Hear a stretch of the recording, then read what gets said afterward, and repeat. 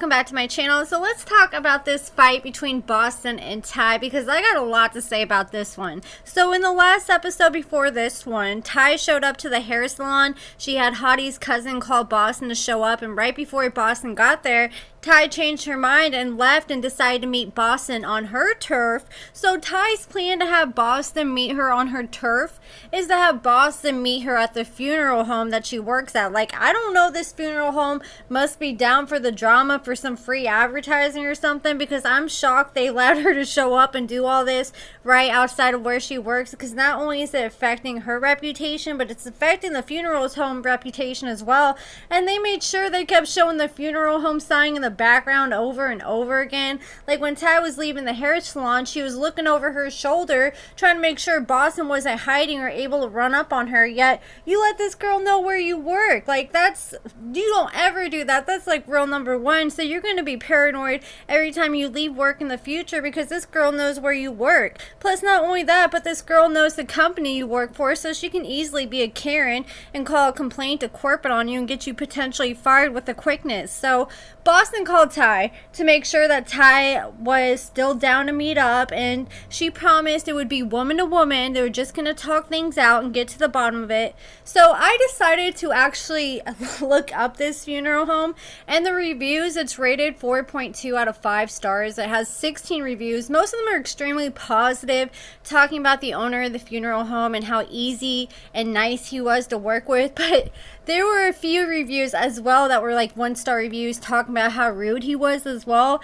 And then I noticed that somebody did a review 12 hours ago. So Nikki L gave the funeral home 3 stars and said, "Why are you allowing TLC to include your business in their show Love During Lockup?"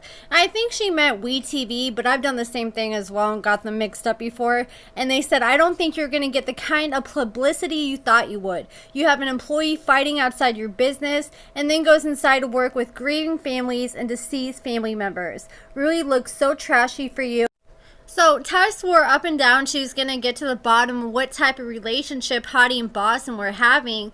And as soon as Boston walked up, Tai started throwing hands like, "You guys are both straight, fighting over a 34-year-old man that calls himself Hottie."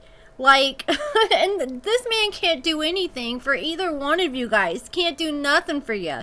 And it's like, I think Tai needs to keep that same energy she's keeping with Boston with Hottie. And like, she's playing the both of you guys. But Boston wouldn't even be a thing in your life if it wasn't for Hottie. And Hottie just sitting back laughing to the bank with both of these girls' money. It's just crazy to me that Tai dressed like she did to go meet someone she knew damn well she was going to fight, like Boston. On the other hand, she had heels on as well, but she was showing up because it was supposed to be woman to woman. But Tai straight had her titties hanging out, super long nails, and she had these big old hoops in as well, and heels, and her hair all hanging out. Like, you know, you need to put that hair in a bun if you're about to throw hands, because that's the first thing most women like to go for in cat fights is the hair. Like, I think those titties did more damage than her hands did. Her titties were fighting harder. Like, titties were flying every which way, and I thought she was about to give herself or Boston a black eye. But Tai said as soon as she saw Boston, all she could see is her nudes all over social media, and she just blew up. So Tai's throwing hands, she's closing her eyes the whole time, windmill, and she's not really landing too many hits. So finally production stepped in and separated and told Tai to say what she wanted to say, and Tai kept asking Boston why she was playing on her phone. And Tai says she's been with Hottie since November, and Boston said, "Well, that's my dude for the past 12 years. And Hottie's 34 and Boston's 27. So that means that, you know, Boston's telling the truth. He got with Boston when she was 15 and he was 22 years old. And Boston said that everybody in town already knows that she's Hottie's girl, and their car is slowly driving by and pulling over. They're making a whole spectacle out of this fight, and cars were slowing down looking at this mess. And Boston said that Tai is ratchet, she don't got no home training, and Boston admitted that it may have been petty to post Tai's nudes, but at the end of the day, she said Tai was sending her man nudes and she wanted to get the bottom of it. So then Boston walked off, nothing got solved. And I think that Tai should have just went to the police about Boston posting her news instead of fighting over a dude who's obviously using the both of you. He's not claiming either one of you guys, and Boston's not worth it. So Tai ended up losing 3 nails and said it was worth it, but she admitted that she felt like nothing was resolved.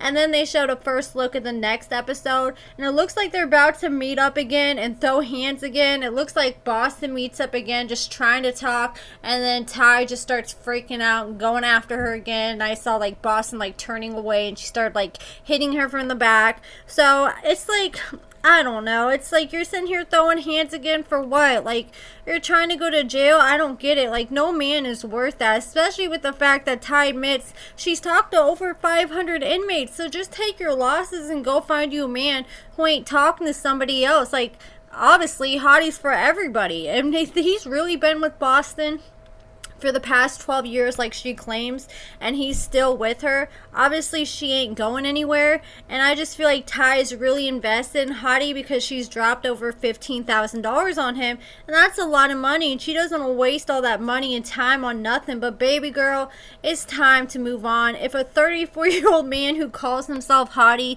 ain't enough of a red flag, then I don't know what is. I think it's time for Tai to go back to the drawing board and find her somebody else. Like, Tai's a pretty girl. She has a good job. She can find herself a decent man, but whatever you accept is what you're gonna get, and you gotta learn to love yourself and not put up with that. But at the same time, like, she can't really be that upset at Hottie because Hottie's doing the same exact thing to her to what she's doing to Hottie. You know, Hottie has allegedly, according to Boston, been with Boston for the past 12 years and started talking to Tai while he was with Boston. And meanwhile, Tai's been talking to Hottie for a few years, and she's been with BB, the other inmate, for like over 8 years or so. So it's like they're doing the exact same thing to each other.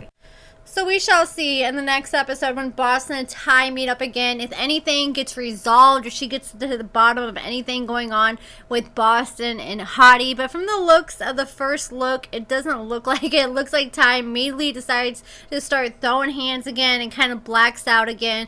But that's it for this video, guys. Let me know your thoughts in the comments below. It looks like we got about 3 episodes left of Love During Lockup before the new season of Love After Lockup starts. I'm ready for a new season, some new faces. But yeah, let me know your thoughts in the comments below. Make sure you give this video a thumbs up, subscribe. Happy Super Bowl Sunday, and thank you so much for watching.